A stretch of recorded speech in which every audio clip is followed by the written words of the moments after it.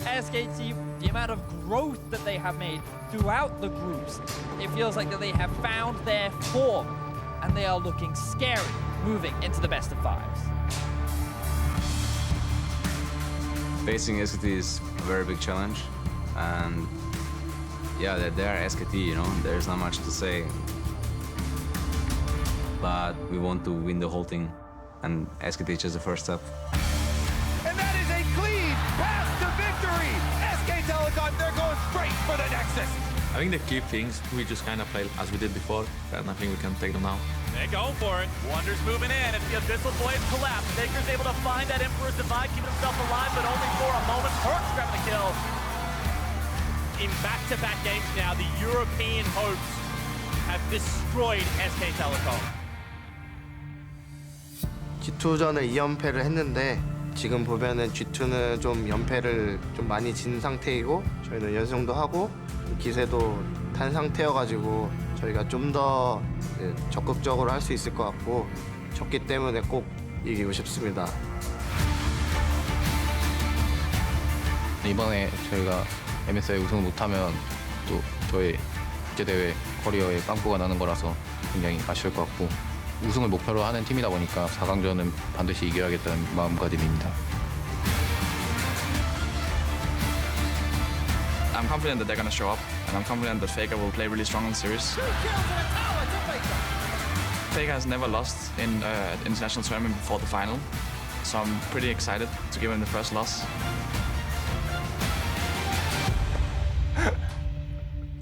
Welcome back to MSI Countdown, where we are moments away from SKT versus G2.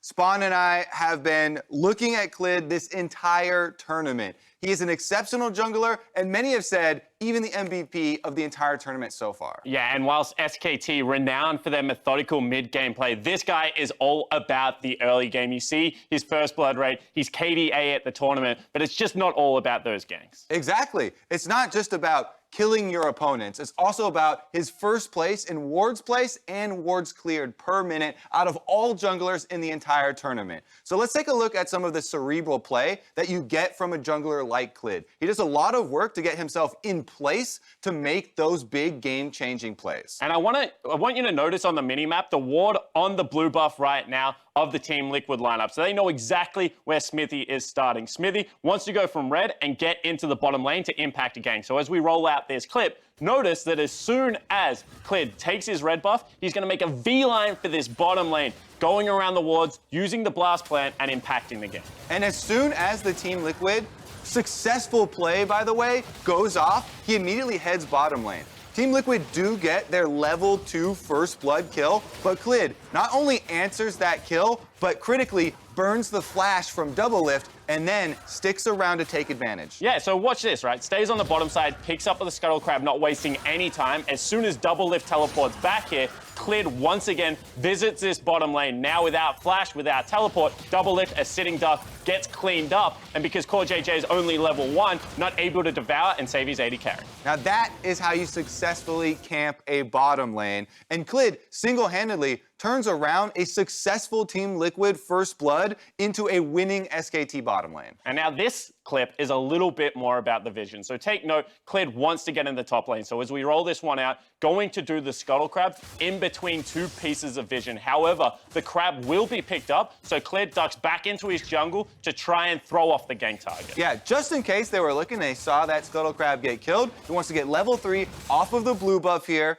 And look at those two wards. For a regular jungler, there is no way to gank this Sylas, get your Kennen ahead, let the Kennen use that range advantage. But for Jarvan, he has more options. Yeah, it certainly does. So he's going to pick up the Gromp, get that level 3 we were speaking about, and then going to head back into the Baron Pit. So as we roll this clip again, you'll notice that Clid doesn't, once again, waste any time. He's such a decisive pathing jungler, will go in between the vision, so will not be seen by the Shy, and times his gank very nicely with a creep wave, so the Shy only gets notification at the very last moment. And because he's got his blue buff cooldown for his EQ is back up, and it is a successful SKT first blood. Now that is a really good offensive look from Clid, but he also plays defensively. He can recognize the enemy team's win condition. Elise and Jace is a very classic matchup. Jace, super hard winning lane, pushes up the minions, and then dives their opponent with the Elise, dropping tower aggro with Repel. However, because this is going to be the bottom side start here from Jankos,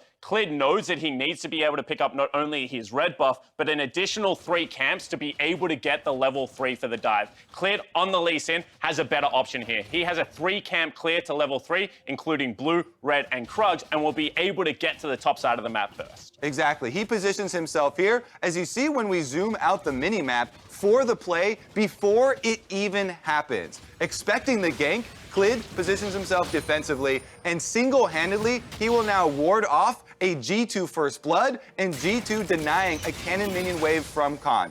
Clid now going to exchange with Cap, and he even sacrifices his health bar to ensure that they don't give up the first blood and that G2 don't get anything out of their roaming mid laner or their jungler pressure. And this is 2 creep waves for Khan. It also means he doesn't have to burn any summoner spells, including the crucial TP, because we know this lane is going to come under fire as the game progresses. And notice the recall in the lane. It's just the little things that junglers can do to keep their top laners safe. Offensive, defensive, Clid does it all. He is SKT's early game, and he is going to be a big factor in this series. Dash, take it back.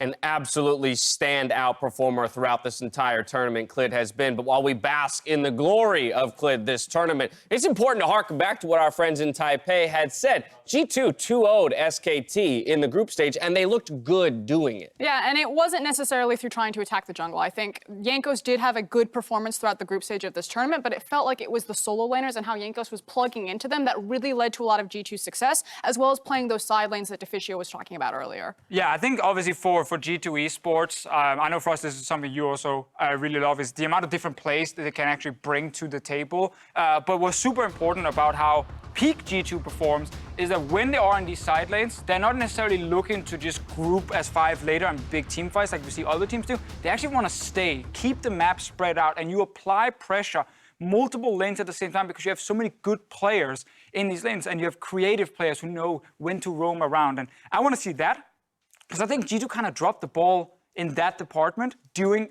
the later half of groups. When they had so much success against SKT, I remember it very distinctly, where SKT took the Scuttle Crab in front of the Baron, they cleared out all the wards, they had something like an Azir, and then they're like, okay, we've secured this. G2, there's no way that they can go for this objective, and they leave. But the thing about G2 is they don't care about traditional League of Legends. They don't care about the rulebook, they throw that all out, and they immediately turned on the Baron, and they catch a team like SKT off guard. So don't play standard with them. Play with your food, play aggressive, play high tempo. Well, that's how EU does it. G2 is squaring up against an SKT who has challenged the buckets or baskets people want to put them into. You know me, Dash, not a fan of baskets or buckets. Oh, no. I don't think that SK Telecom deserves to be put in any type of kind of slow bucket that people have molded to them. They are a methodical team. And just looking even at Clid and the replays that Spawn and I have been going over, Clid himself is an early game for SKT. Yep. He does not play slow.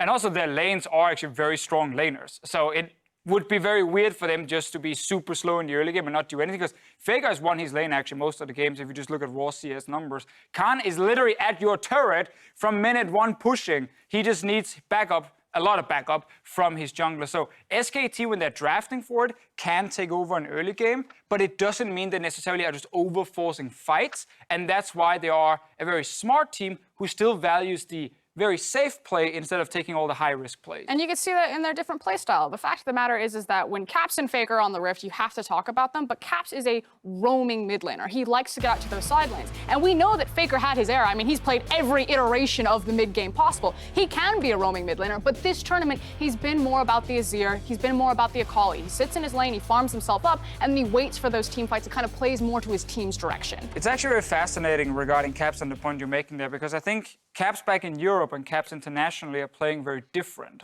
In Europe, a lot of times it actually feels like he's trying to just take over his own lane and become super strong individual, and he is a big carry. But internationally, he's willing very early on to sacrifice his lane. Level 3, we see him roam to top lane in the clip you showed there from the SKT game they played earlier. And it means for him that he's often actually the guy in the front line who is sacrificing himself, who's willing to die for his team, despite being one of the star players, and he's a mid laner. FLICKR is obviously playing very different. Interestingly enough, from a stats point of view, SKT had the second highest goal difference at 15 out of the group stage, only behind IG, and then the largest goal difference at 20 of all teams in the group stage. So again, a team that's no stranger to creating early advantages and building that gold lead for themselves. With everything on the line, though, I want to hear from you guys. Who do you think will meet Team Liquid in the finals? Kobe. Me first? Yeah, you first. You're sitting right next to me. I'm going to go with SK Telecom then. Really? I can't stick with my prediction from cooldown where Deficio was right next to me. He's still right next to you. Yeah, I'm literally here. He's sitting right there. I feel safer now. Keep looking that way for some reason. I'll protect you, Kobe. I got you. Look me in the eyes when you say SKT will win. Clid will win. I was reminded last night of a very old saying in League of Legends. Yes? Better jungler wins. Better jungler wins. Deficio, what are you thinking here? I'm going 3-2 G2 All right. in this one. I think you can't really prep for them properly, which normally is a big advantage for SKT, because they're going to change some things up. They're going to go back to what worked for them in Europe, stick to side lanes, pressure over fights, and also their drafts, I think and I hope they'll be creative. Frost? Deficio's on the right side. It's 3-2 G2. 100% agree with everything you said. Either way, all three of you are calling a 5-game series. Yes. I would kill for exactly that here today in our second semifinal. With that, I'm going to send it over to the stage for the player intros.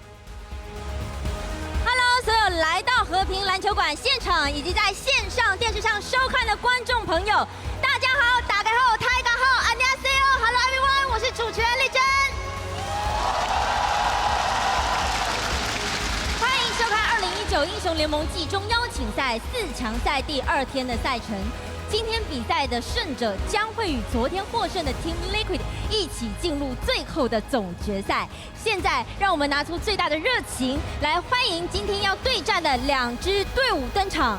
首先，让我们欢迎蓝色方的队伍，来自 LCK 赛区的 SK telecom T1。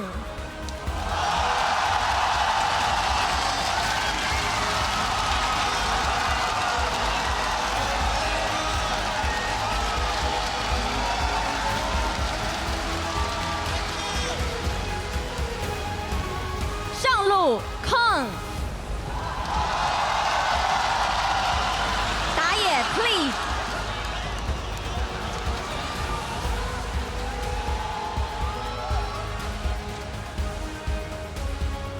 中路 FLICKR，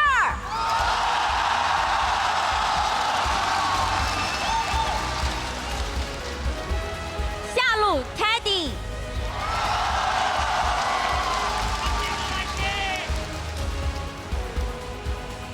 辅助 Mata，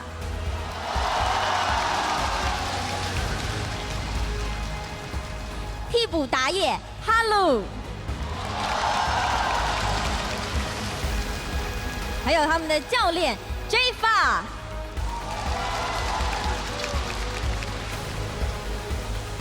让我们再次热情的掌声欢迎 SKT 战队。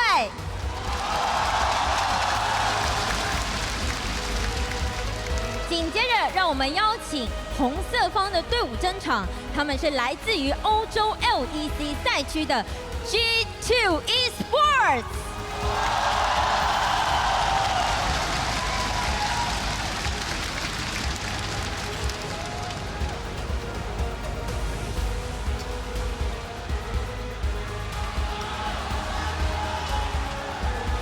上路 Wunder。Jankos，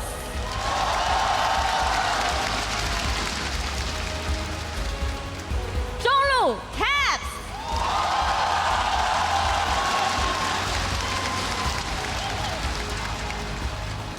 下路 Perkz，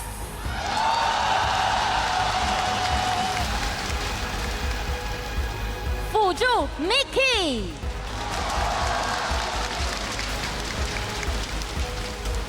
替补辅助 Promise Q.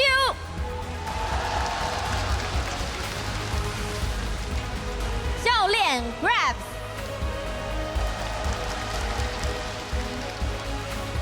让我们再次热情的掌声欢迎 G2 战队。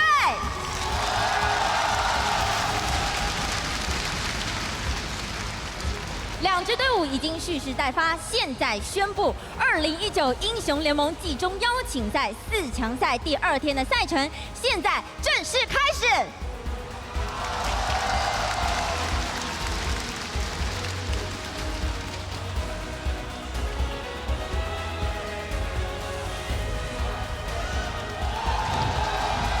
Welcome back! We're just about ready for SK Telecom to take on G2 Esports. I'm Quickshot, joined by Vedius and Papa Smithy. And Caps looked very excited to be on stage. His dad was in the crowd as well. And Papa Smithy, we've got a spicy game ahead of us. I mean, Taipei is bubbling, we're ready to jump up and down like Kobe was yesterday. And which way it goes is so up in the air. We had a moment in time yesterday. Another one is going to be made today. I got terrified because one of the things that came out of our big story meeting when we were preparing for today's broadcast was IG went 2-0 over Team Liquid in groups. How'd that What did work that mean? Not very well. I'm very trepidatious and nervous, but these two teams have met many times in the past. It's 7 wins, 3 losses in favor of SK Telecom. The last time they met in an MSI playoff was the final back in 2017, but the stakes and the circumstances are very different this time around. Back then is when Perkz really made a name for himself on the international stage, finding a slew of solo kills and assisted kills onto FLICKR and putting up a very solid fight. Even to the point in which FLICKR quoted that this current G2 was not that much different from the previous one that he fought. I still feel like both teams are richer for the journey after that MSI 2017. Because remember, while the SKT era ended with that loss to Samsung Galaxy in the final in 2017, that was the last tournament they went out and won. That was that big win for them at MSI. And then from there, the change. We only have 2 common players from the 10 that were fielded on that MSI 2017 final. It's insane, and one of them role swapped, you know, to get away from the... That's right. Well, that's the way you want to look at it, of course, yes, because there's an upgrade in the mid lane. It is Caps, it's the guy that we were talking about a moment or two ago. Let's dial in as the players are seated. What are going to be the priority picks here? We know that Ryze, Sylas, Akali have been, you know, tournament defining, but what else should I be considering, Vedius? Well, my biggest question is how much do SKT value the Jace? Because we've already seen that G2 have come prepared with picks like the Pyke, and you would have to imagine that they have other things prepared as well. So will G2 let it through the draft? Will SKT still put that much value on it? And the question I want answered, which will be answered very quickly, is how much do SKT target the things that were their downfall in 2 games against G2 in the group stage, and how much of it is more tournament meta in this first pick and ban? Well, we're already seeing some unique stuff coming out from SKT with the Tom Kench priority ban coming out on the blue side, and very specifically the Nico ban as well. So a lot of junglers and flex picks still available right now. I think we can both agree that Nico is kind of this new pick that's gained steam over MSI. It wasn't in the conversation like those 5 flex picks were come day 1 of the group stage, but it's picked up steam. It can be played in 2 different styles. SKT gonna ban Jace away, so the Jace first pick that of course provoked the now infamous top lane Pyke is going to be banned on blue side by SKT. Now I wonder if G2 choose to ban the Sylas here, or whether they look to leave both junglers open. That would mean that SKT could get priority on Clid's Jarvan, who I believe is the best Jarvan player in the world, with an answer then for themselves at the Rec side. If both junglers are up, Galio looms as kind of a possible first pick. It's away from the flex picks, but it is something that can be so powerful, and it is a Sylas ban. So this means that Jarvan is just preferred by Clid, going for what has so far been a warrior build every time. He's played at 2 games, both wins, with a KDA of 12, 2, and 23. Now, Galio is open, and that is also an undefeated pick for Mata, but holy moly, Sona Taric, do they do it? Well, they could. G2 played it in the finals up against Origin. Oh, they're instantly going to lock it in. SKT, they've let it through the draft. Papa Smithy, does Teddy play Draven? You know, he has been known to flex onto it, and this was something we were talking about backstage. One of my biggest concerns was that SKT were going to leave open Sona Taric and just try the Draven Nautilus into it. It's available as a duo if they want it. Do it, do it, do it! No! It's a pivot away. Of course, we wanted to see the Draven because it was Draven that helped IG picked up a 16-minute win against SKT Sona Taric. And the Ezreal doesn't apply that much pressure outside of level 1 when it comes to aggressive trades. The Nautilus is probably going to be picked up. It makes this duo lane accountable, but it's not as aggressive as we usually see. And actually, they're flexing very differently, looking for a support that actually picks up the lane presence compared to something like the Ezreal. This is very fascinating coming out from SKT. I guess the goal is to use the long-range harass and farm and pressure tools that Akama and Ezreal does provide to avoid the Sona from getting those stacks and being aggressive in the laning phase. Or if you want to focus on the Taric, who's a melee champion last hitting at the start, poke him out every time he walks up. So poke, but not necessarily the all-in kill threat of a Draven Nautilus. Now, excuse my goldness here, but what are the chances that's a top comma? Let's see how the rest of the draft plays out. I just want to throw it out there, as it looks like G2 Esports have locked in the Irelia as we enter phase 2. So now the issue that G2 is going to face is that SKT can ban away the Rek'Sai and a potential second jungler, which means that G2 are going to be limited in that jungle pool, whereas for G2, because they get priority, they can look to ban away some of the obnoxious top laners that Card could want to grab up for himself as a blind pick. But if we're going to use the word methodical to describe SKT's composition and just the way SKT has played largely this tournament, you know, very much getting themselves into a position where they know their power level. We kind of know the Sona Taric's power level as the game goes on becomes very, very high towards the sort of time where SKT have been sweeping over opponents. So how can they keep that high tempo up, especially if G2 can show us a comp that can actually deal with Clid's impact on the early game? What fascinates me is that the direction that G2 is going for is very much a team fight style of composition, and where they found the most success during the group stages when they split up the map, when they played the 1-3-1. That is how they got the better of SKT, constantly going for skirmishes, but right now they could be going up in a team fight against one of the best team fighting teams in the world. And you can see the Vladimir and Azir taken off the table. When I see that Azir ban, I also think to myself, what if FLICKR runs common mid?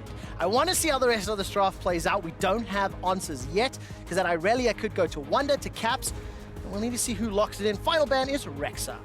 So Olaf and Hecarim are two junglers here that could be considered that synergize really well with Sona Taric as the game goes on. You want auto attacks to be able to fully abuse what Sona can provide aura-wise as the game goes on. It's also the strongest kind of tempo jungler, but not necessarily going to have winning lanes around the Olafs, which is something to track.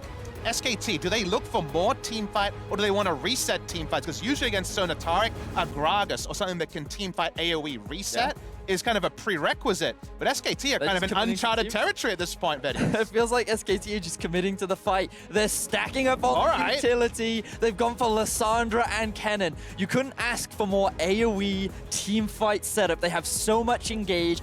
They're just going to try and match the Sona Taric in these 25-minute fights. So they're not looking to reset team fights. They're looking to pick people on the way. If you control the map and the 5 members of G2 either have to be super predictable down a long lane, but never actually face check jungle, you can maybe stop the order of things. But speaking of stopping, it's a Morgana, and the Black Shield is going to be super high value. Extremely, and FLICKR has played Lissandra 11 times this year and won 10 of those games. Let's see what Caps can do on Morgana, because I think Jankos is better. It is a very suspicious Lissandra timing, because this is in a patch where Lissandra, especially for early lane, has been powered down extensively. A blind Lissandra, usually a very defensive choice. I feel like there must be something compositionally here with the required hard lockdown, but in terms of the 1v1, Morgana, just about nothing happening, and Lissandra probably going to be frustrated. The thing I'm looking at right now is the amount of damage available on both sides, because when you think of late game kind of carries, right? Right now, for G2, you're looking at Irelia being probably the primary damage dealer. Sure, Sona will get some damage herself, but on the side of SKT, you're looking in at Teddy on the Ezreal, potentially Khan on the Kennen to be those primary damage team fight dealers. And it's just fascinating that we have such like low damage comps compared to what we've had so much of in the tournament. There's so much utility in this game that landing those skill shots, when to pick and choose how to use that utility, will be the determining factor in who comes out in these teams. And you say low damage comps, I'm seeing a late game where SKT are gonna be just answered completely by the Taric ultimate, so getting things done before Sona and Taric can get all their eggs into the basket. The first 20 minutes need to be decisively SKT's, otherwise, there's a lot to like about G2.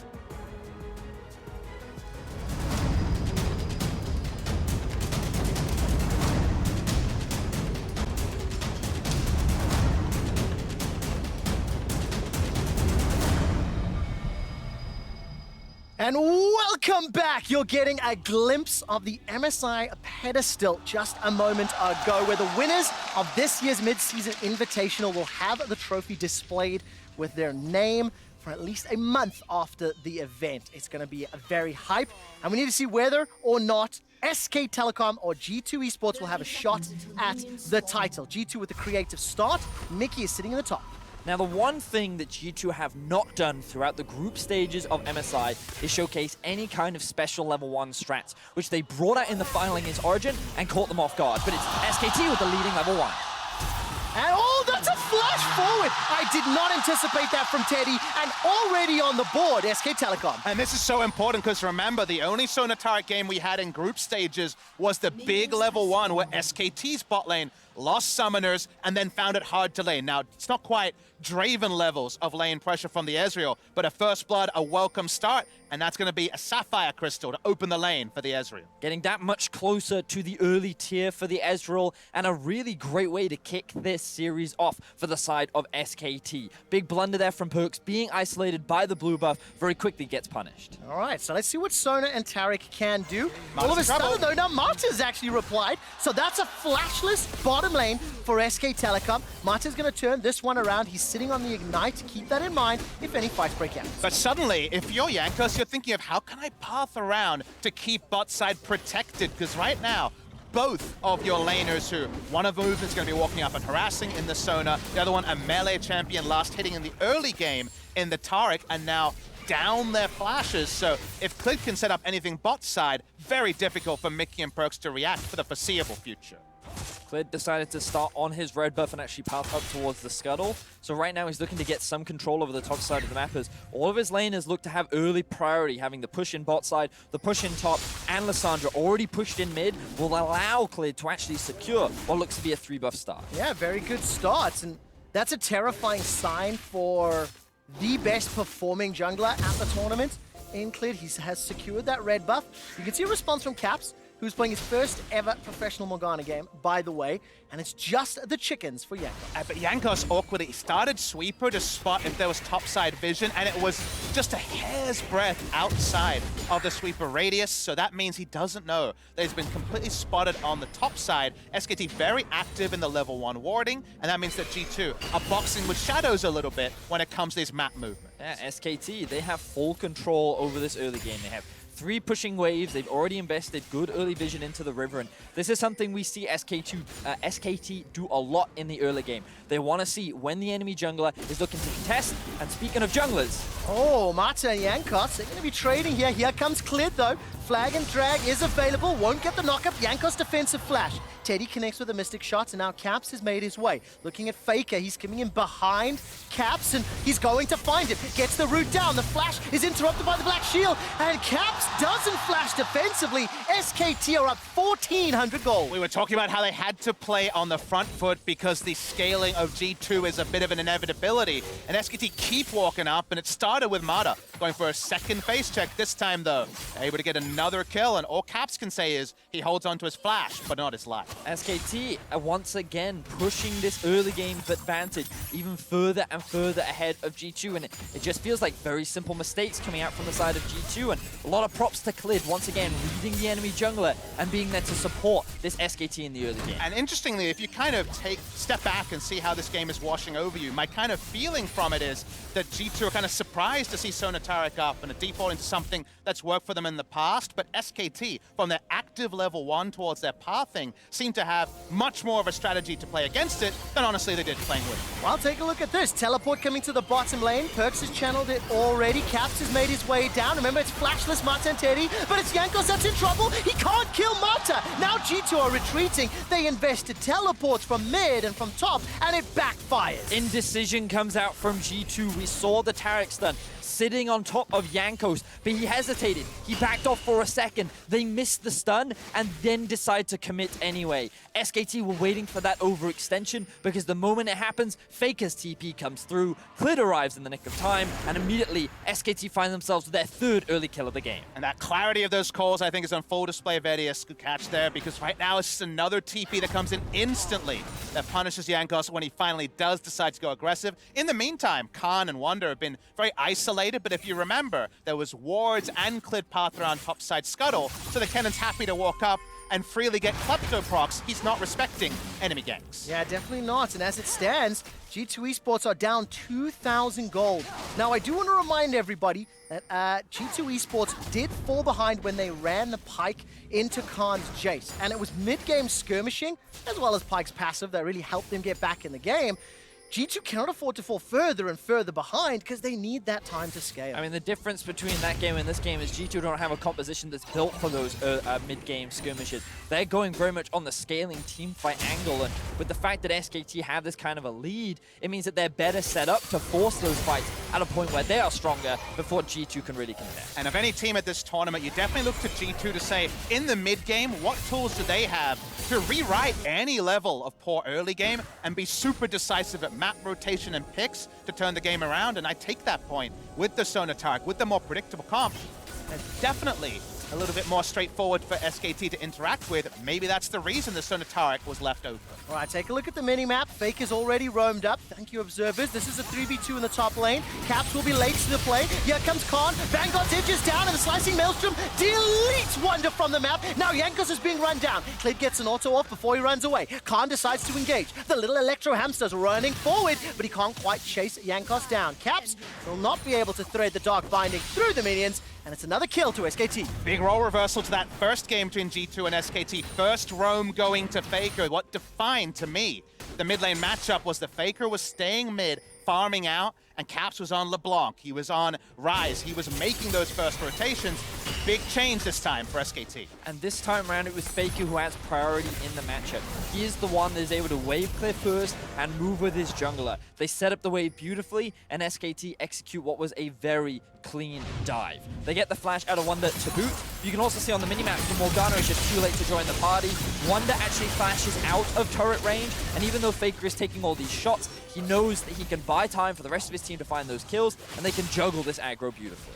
These first rotations are definitely a product of those early wards topside and then a control ward that has only now been cleared out around the red buff for G2. So nice capitalization from SKT, but just again to confirm expectations, we really see a lot of late game scenarios that G2 win from the power of Sona Taric, both vision setup and team fight. Therefore, SKT need to continue this. It's never enough until you explode Sona and Taric's next. And it's so important to see SK Telecom continue to adapt. Seeing FLICKR roaming first, which is something he didn't do against Caps. Seeing 4 kills on the board for SKT already, they're ramping up the tempo. And I've got some numbers just to show you. LCK teams, on average, their kills at 15 minutes. If you go back to MSI last year, average 2.2 kills at 15.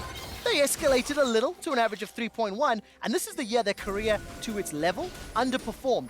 And now at MSI, 4.6 is the aggregate for And it's actually a counterpoint also to the regular season, where SKT was still playing the largely LCK killer style and going for much slower games.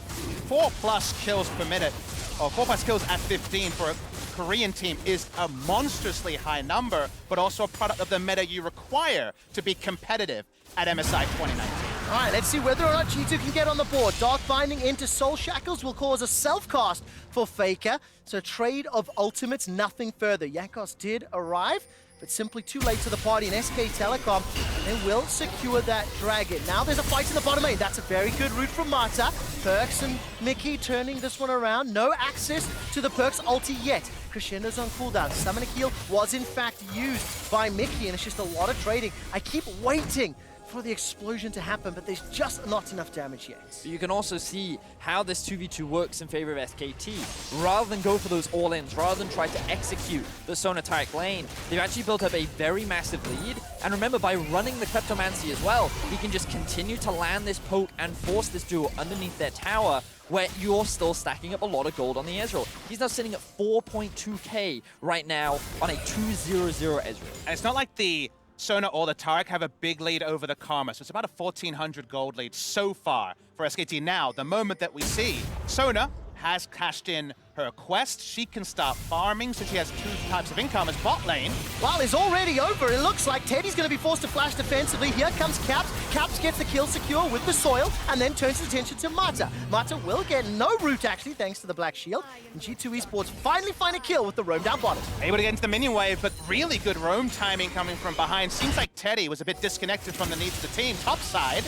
All right, trade of ultimates for now. Clid's already there. Jankos is too late to the party. And Wunder, who is already down 10 CS, concedes a second death. Beautiful stuff from SKT, answering the kill that happens on the bot side of the map, showcasing that they're not looking to slow down this early game as the TP comes through from Caps. Will they try to force it? He's got the Super Soaker. Khan's able to at least just sidestep that Dark Binding. FLICKR was nearby, so as it stands, Vedius, 3,000 gold lead. SKT seem to have all the answers. And coming into today's series, the key players that we wanted to look at were the 2 junglers, their early impact, and would FLICKR be able to control or match the roaming from Caps? What we're seeing is, once again, Clid have another fantastic early game, and it is in fact FLICKR that is roaming around and making a lot of these side lane plays and working very effectively with his jungler to get a lot of early game leads for SKT. Definitely gives us some insight into the Lissandra blind pick. It's not so much Lissandra's power level, but just how proactive you can still be with the small incremental nerfs onto Q in the early game. From a G2 perspective, to bridge into kind of that inevitable Sona Taric late game, what I'm looking at is when Wunder can really turn on in the 1v1 matchup against the AP Kennen. Now, Hextech Gunblade does give a lot more lane sustainability, so it kind of sets that timer later, but the moment it's Wit's End plus more coming in from Wunder, there should be 1v1 opportunities available for the Irelia to make this more of a 4-1 game on the side of G2. It's going to take a little bit of time. You can see the itemization. Gunblade already finished for Khan. Proto Belt for FLICKR.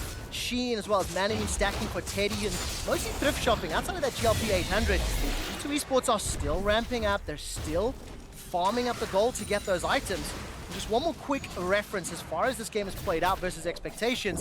SK Telecom have the lowest deaths of any team playing the MSI group stage at 71. G2 Esports at 172 are the second highest. We're seeing it come true once again. 100 less deaths in group stage. They both played 10 games. That's 10 games less, 10 deaths less a game for SKT. Yeah.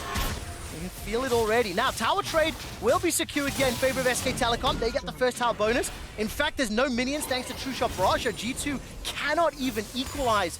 Turret plating's only up for 1.5 minutes, and look, Shelly's going to get another charge onto the inner turret. Now, G2 recognized that they couldn't do much up towards the top side, so they actually moved Wunder to mid, and they sent Caps down bot, and now they're going for a play. Oh man, Mata's already gone. Gets caught by the Soul Shackles. Tower is now going to be the focus, but it's at what cost? There's 1 kill for 2 towers. That is the definition of not worth. The Rift Herald's going to get another charge, this time onto an inhibitor turret. G2 no one's going back. Are committing to the play. Where is the support? Jankos is down bottom as well. Clid and Khan are going to back away. 3 towers secured already, and this may be number 4. I'll be honest, I have no idea what G2 are doing right now. They've just conceded so much gold to SK Telecom, who've now ballooned their early game lead to about 4,000 gold.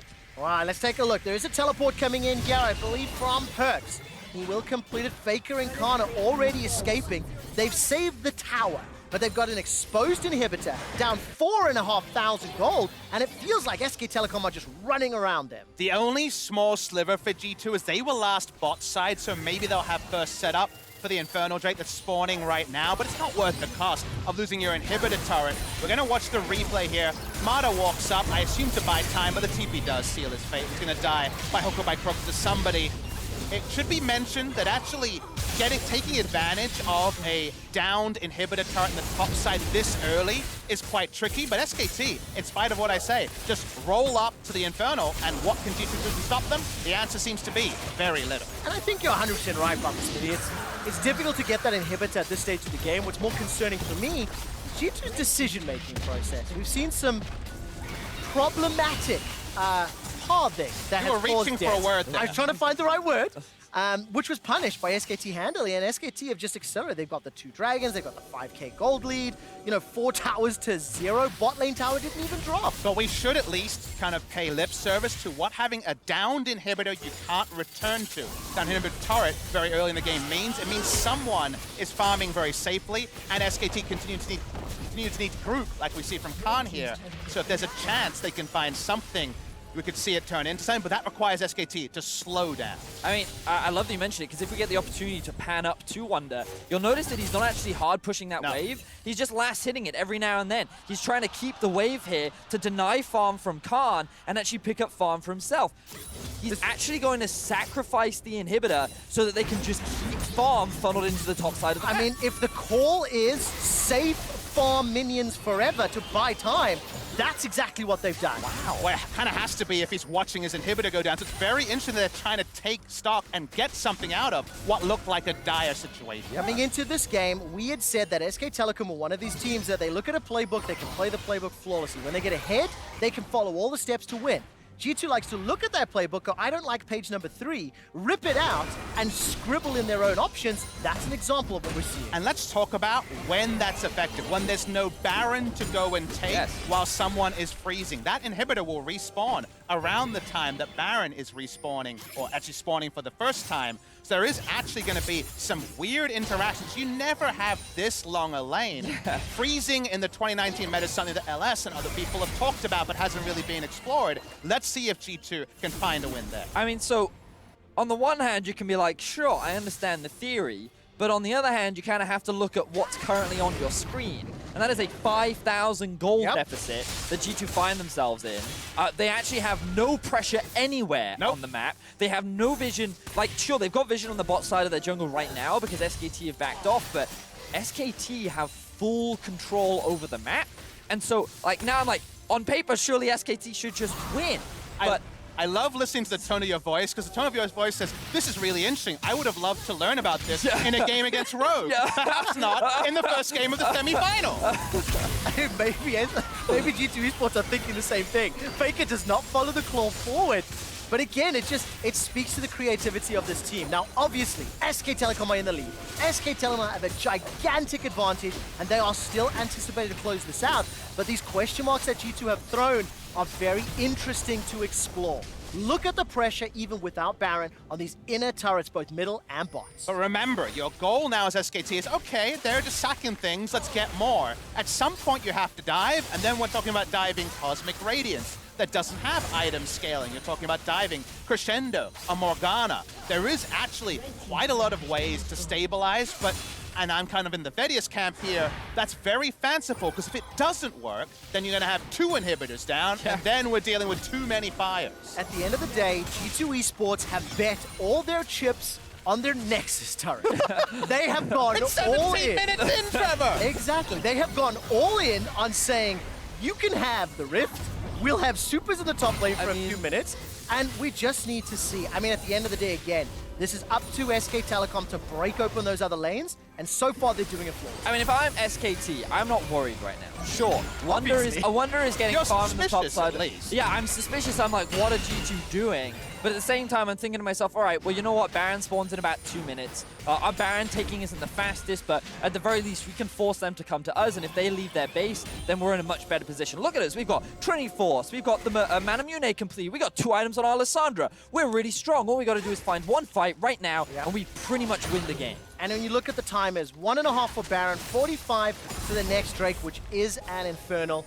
And obviously, for the first time in a little while, G2 Esports are pushing that vision line. Look at the the line of control wards from red buff down to blue buff. Observers obviously highlighting it as Jankos starts to back away. For the time being, SK Telecom are now setting up their Baron vision. And again, I think some of these AoE spells You know, if G2 can pull them off, great, but it is a very, very, very big deficit, so we cannot have any room for error. So because of kind of the intentional lull in the game G2 caused by allowing their inhibitor to go down, we can only really rate them on how they deal with contesting Baron, and it's very tricky. The same pick power that allowed SKT to roam early to top and bot is going to catch people on the way, so how they set up here with some tanky members and some temporary invulnerability is going to be fascinating to see. They're probably not so excited to see that's a second Infernal spawn for SKT. Yeah, that just means that SKT are even stronger than they already are. You know, they've hit a very powerful mid-game spike. Having the additional damage of the double Infernal is something that no team wants to deal with. And on top of that, I just want to draw attention to the experience as well. Notice that Khan is still the same level as Wunder. The bot lane is still the same level as... Ooh, we see a pick. Oh, we do indeed, but on who? Cosmic Raiders comes down there, buys so much time. Look at the power of Sona and Taric, but crucially, those ultimates are not available. If SK Telecom keep pressuring, then there's trouble for G2. True Shot Barrage forces a defensive retreat. The tower falls in the interim, and Caps is finally leaving top lane. He finished his recall, now the inhibitor turret's under pressure. Teddy is so strong, has Ardent Sensor on top of 2 items. They're not looking for the Baron at all, and Wunder's coming from the flank. All right, the Dazzle will not find a target. G2 are so low. Jankos has got to be very, very careful. Wunder fancying his chances. Already gets one. That's a second kill for G2. Vanguard's hit buys some time, but look at Teddy. He's flashed away to the right. FLICKR is down, taken out by Caps, but at what cost? Here comes Clid. Dragon Strike as well as the Karma Cube. Picks up a kill. Now Teddy's running onto Perkz. He's got double buffs available. But look at the power chords from Perkz. He's in so much trouble. Instantly taken down by Teddy. It ends up being a 2 for 4 in favor of SKT. It's not done yet. The ace is available. Caps throws out the Super Soaker. Dark Binding as well as the Tormented Shadow. He gets taken out by FLICKR though. And this is a one-sided fight in favor of SKT as they secure the ace 20 minutes into the game. But Teddy's so greedy to kill the Morgana, they're not actually going to get an inhibitor from this play. They get 2 inhibitor turrets, but he just chased for a further kill on Caps, and that does delay what may now be a turning point for G2. But we saw SKT just group and force the fight. They said, G2, you have the challenges, otherwise we're going to keep taking these towers. And once you lose this mid-tier 3, Baron is just ours for the taking. So G2 finally decide to go for the fight.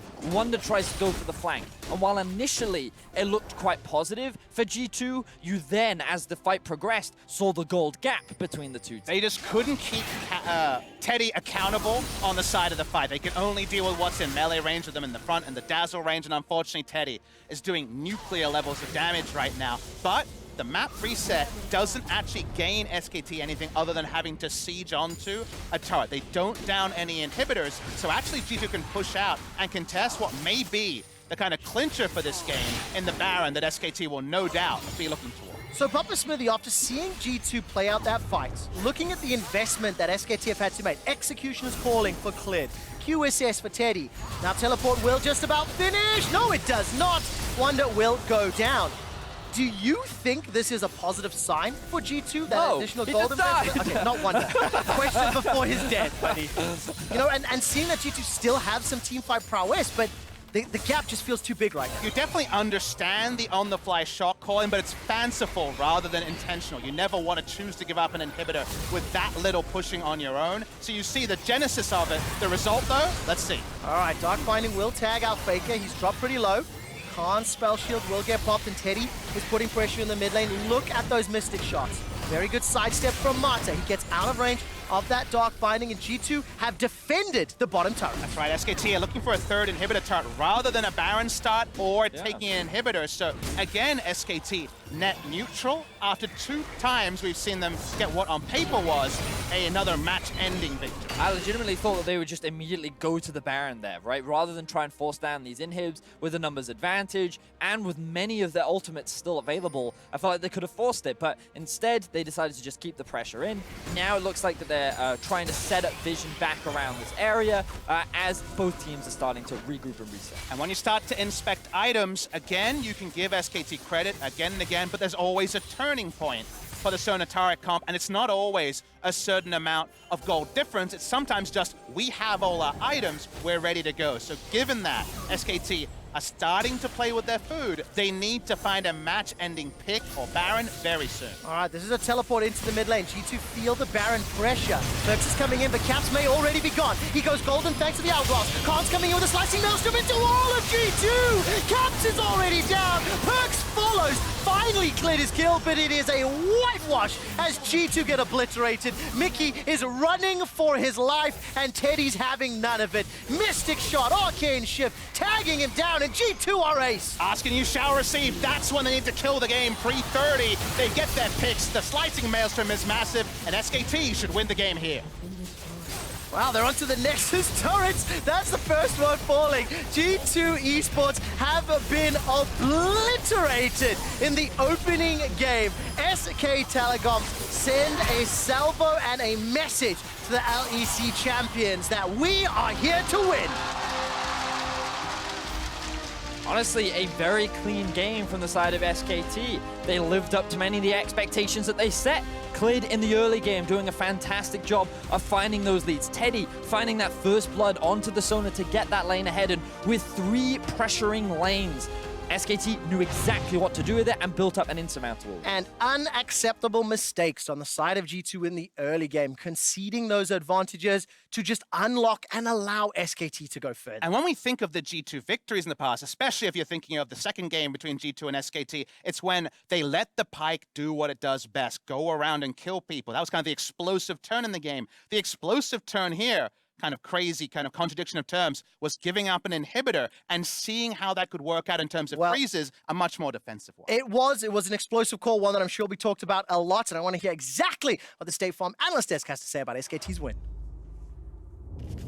Thank you very much, Quick Shot. Not how most would have expected this series to open up, I think. SKT grabbing game 1 in absolute dominant fashion here over G2. Yeah, and I love that in a best of 5, a combination that SKT obviously tried once against IG, the Sona Taric, and lost in 16 minutes, otherwise never really used in the LCK, never used by SKT, apart from that one game. They still leave it open and say, okay, let's see, just grab it. Do you want to take it? Yes. We feel like we can actually still beat it. If not, then you can just ban it for the rest of the series. So I think it's very smart to leave it open in game 1. So Frosk, isolating the draft from the game, how do you feel it played out? I mean, the thing is the scaling potential on Sona Taric is massive. Sona Taric late game do so much damage. They are not a low damage threat right there. It is a 5v5 monster, but you saw how quickly SKT were able to say this is going to be a 1-item, 2-item game, and how quickly they were able to ramp up game time. I just want to say that, like, the draft overall and the answer from SKT, like, this, in my opinion, is so heavily G2 favored. Like, it's unbelievable. Like, this is like almost a dream setup for the Sona Taric, because they're not even against the scariest early game we've seen. It's not like the Draven that's running crazy with the Bloodthirst at 7 minutes. Like, it's a long-range poke lane they're facing, which will have issues with at least killing you. They have Jankos on Olaf as some sort of like early game bridge as a jungler, and Morgana will just trade farm with the Lissandra and can follow her. So this felt like a draft where you could get to late game. Yeah, initially when we saw it starting out, we were like, what the Ezreal Karma is your answer that you came up with? For the Sona Taric lane, because okay, yeah, it can poke, and you also have Kleptomancy, but it never really felt like this should be the answer. Yeah, but as you mentioned, Frosk, it did not take long for this early game to ramp up in favor of SKT, not letting G2's comp scale to the point of dominance. And I think that there are 2 factors here. The first factor is, it must be said, G2 messed up. You guys messed up big time. So many kills that were so unneeded, so many summoner spells that were just thrown away. But the other side of that was SKT's genius with Clid's pathing. Yeah, man, I mean, I agree with Kobe on the dodging part as well. Like, you okay there, buddy? I mean, I hate watching level 1s like that. It's just such a shame to look at. So yeah, they end up trading flashes. Mata gets forced out, but Mata gets vision of where Jankos is starting, and that's really important. Because the goal now is to stop Jankos from doing anything early. They actually took his red buff. He then feels, okay, I have to make a play somewhere, but it's not the correct answer to run down to your Sona Taric lane. There's such a high chance of getting counter-ganked, and you're just effectively feeding over another kill. And you just can't do that in Sona Taric. You can't be the one trying to make some aggressive plays that completely backfires, and you can't get caught at level 1 either. And I really want to highlight the deep wards from SKT. This was a common theme. Every time the camera pans down, they're walking in. They push in the lane, walk in, get another deep ward. So they see every time Jankos tries to make a move there with the Olaf, They are ready to close the trap. Yeah, I mean, absolute dominance out of SKT here in game one. I want to ask the question about, from G2's perspective, what went wrong, / was this disrespect? Was this, being ill-prepared for the picks that SKT brought out? Like, where does this look for G2 come from? So the level 1 often can be explained with not having actually talked a lot about what is our plan for level 1 in this specific game, because he was just sitting in the river at the ramp. And it wasn't a surprise or anything. They literally just walked to him. He was like, oh, I see you. And then they just run him down and kill him, right? So there wasn't even anything special there. That was just one of the dumb, unfocused things where after you're like, wait a minute, how did we let this happen, right?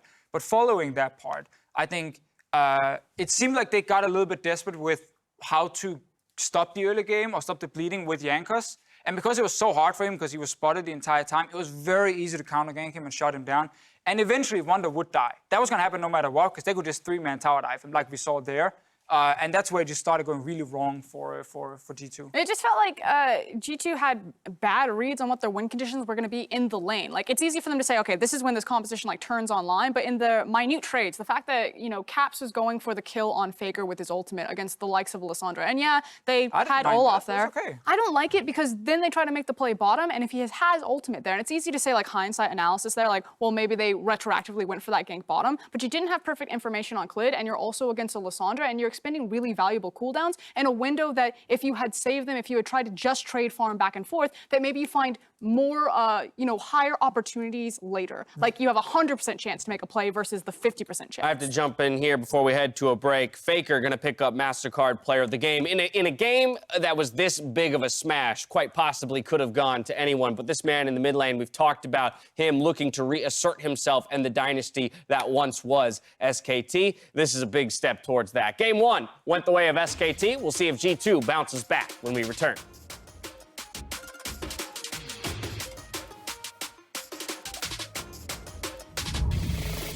Looking at FLICKR, he's coming in behind Caps, and he's going to find it. Gets the root down. The flash is interrupted by the black shield. Perkz has channeled it already. Caps has made his way down. Remember, it's flashless Mata and Teddy, but it's Jankos that's in trouble. He can't kill Mata. Wunder fencing his chances. Already gets one. That's the second kill for G2. Vanguard's it by some time, but look at Teddy. He's flashed away to the right. FLICKR is down. Taken out by Caps. Now teleport will just about finish. No, it does not.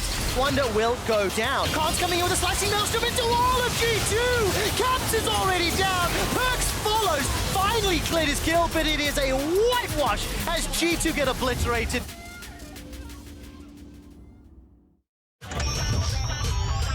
A great product can define the present, but it takes the unprecedented to define the future. To go beyond what's next and change the world of gaming. To make history, break ground, and force the universe to take notice. The world's most powerful and most upgradable gaming laptop with Intel Core processors, the Area 51M, defines the future of gaming.